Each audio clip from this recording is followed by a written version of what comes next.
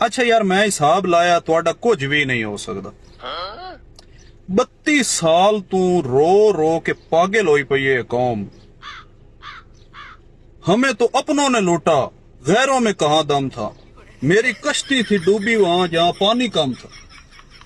ओए अल्लाह तुहानू हक समझावे। कदी ये भी सोचिया ने भी छोटे पानी की कश्ती बुड़ सकदी?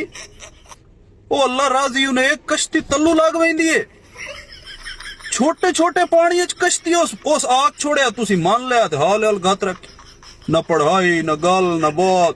मेरी कश्ती थी डूबी वहां, मेरी कश्ती थी वो अगर कोई मला मेरी वीडियो वेखदा पिया है ते इस गल दी तईद करे सी कि जिथे पानी छोटो होवे बेड़ी तल्लू लाग वैंदी है, उत्थे बेड़ी बुड़ सकदी ही नहीं। क्यों डॉक्टर साहब?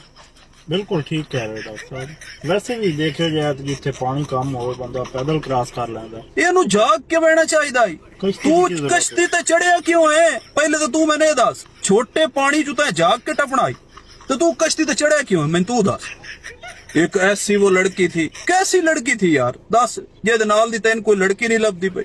एक ऐसी वो लड़की त्रै काना नो दे, वो लड़की तो लड़की होंदी है। एक ऐसी वो लड़की थी